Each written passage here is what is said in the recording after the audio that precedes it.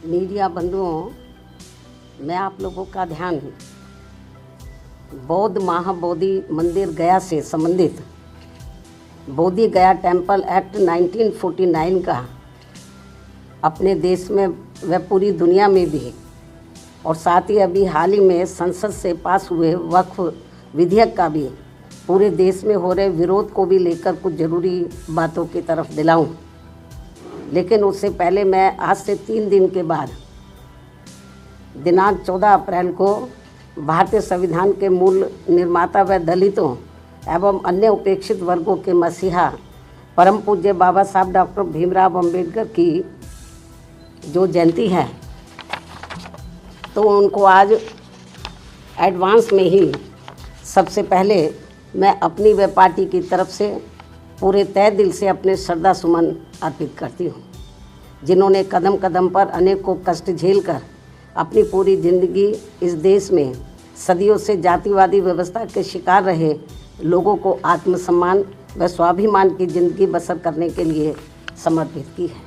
जिसके लिए इन्होंने भारतीय संविधान में हर स्तर पर इनको जरूरी कानूनी अधिकार भी दिए हैं। लेकिन दुख की बात यह है कि उनका केंद्र व राज्यों की अब तक रही अधिकांश सरकारों में अभी तक भी इन्हें पूरा लाभ नहीं मिल पा रहा है, जिसकी खास वजह से ही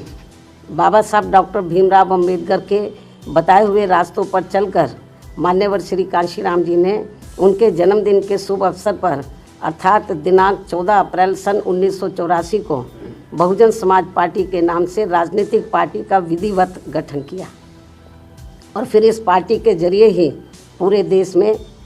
इनके अनुयायियों को अपने पैरों पर खड़े करने का निरंतर प्रयास भी जारी रखा और अभी भी है।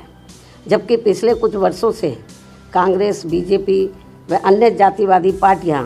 खासकर बाबा साहब के जन्मदिन के मौके पर उनके अनुयायियों के वोटों को लुभाने के लिए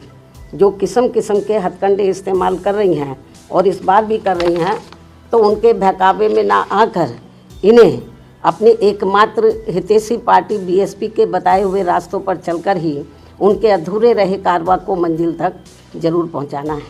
इतना ही नहीं बल्कि बाबा साहब ने अपने आखिरी समय में दिनांक 14 अक्टूबर सन 1956 को अपने अपार अनुयायियों के साथ धर्म परिवर्तन करके जो बौद्ध धर्म की दीक्षा ली है, तो उसे भी अब जातिवादी मानसिकता के लोग सनातनी बनाने में लगे हैं। इस धर्म को भी ये भी अति चिंता की बात है। और इस संदर्भ में ये बात सर्वविदित है कि बिहार राज्य का बोध गया बौद्ध तीर्थ स्थल के रूप में देश व दुनिया भर में अति विख्यात है। बोध गया में तथागत गौतम बुद्ध के पवित्र ज्ञान स्थली पर स्थापित भव्य व अति प्राचीन महाबोधि मंदिर में सरकारी व गैर सरकारी स्तर पर गैर बौद्ध धर्म के मानने वाले लोगों के बढ़ते हुए प्रभाव एवं दखल को लेकर पूरे देश व दुनिया भर के बौद्ध भिक्षुओं व बौद्ध अनुयायियों में भारी बेचैनी व आक्रोश व्याप्त है तथा वे लोग इसको लेकर कांग्रेस की सरकार के दौरान सन 1949 में बने बोध गया मंदिर प्रबंधन कानून में जरूरी परिवर्तन की मांग को लेकर शांतिमय ढंग से काफ़ी समय से आंदोलित भी हैं। ये कांग्रेस के समय में ये कानून बना था। उल्लेखनीय है कि देश की आज़ादी के बाद कांग्रेस पार्टी की सरकार द्वारा बिहार में बोध गया मंदिर प्रबंधन के संबंध में जो कानून बनाया गया था, तो उसमें जिला अधिकारी की अध्यक्षता में 4 हिंदू व 4 बौद्ध धर्म के मानने वाले लोगों की कमेटी बनाने का प्रावधान किया गया है, जो पहली नज़र में ही अनुचित, अनावश्यक व भेदभावपूर्ण लगता है। और सरकार की इस अनावश्यक दखल अंदाजी की वजह से ही वहाँ महाबोधि मंदिर में पूजा पाठ, देखरेख, संपत्तियों के संरक्षण, उसका रखरखाव व साफ सफाई आदि के साथ ही लाखों तीर्थ यात्रियों की सुख सुविधा आदि को लेकर भी स्थिति लगातार असहज व तनावपूर्ण सी बनी रहने की आम शिकायत है,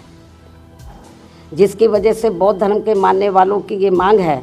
कि महाबोधि मंदिर की पवित्रता को पूरी तरह से बनाए रखने तथा इसकी सही से देखभाल के लिए ये ज़रूरी है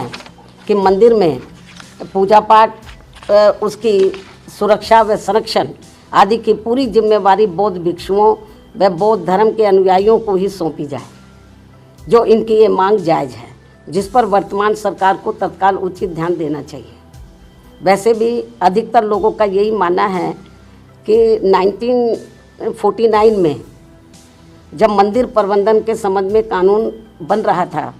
तो तभी कांग्रेस पार्टी की केंद्र व बिहार राज्य की सरकार को संविधान के धर्मनिरपेक्षता के सिद्धांतों का सही से अनुपालन करते हुए महाबोधि मंदिर प्रबंधन कानून में किसी गैर बौद्ध धर्म के मानने वाले लोगों को कमेटी का सदस्य बनाने का प्रावधान ही नहीं रखना चाहिए था।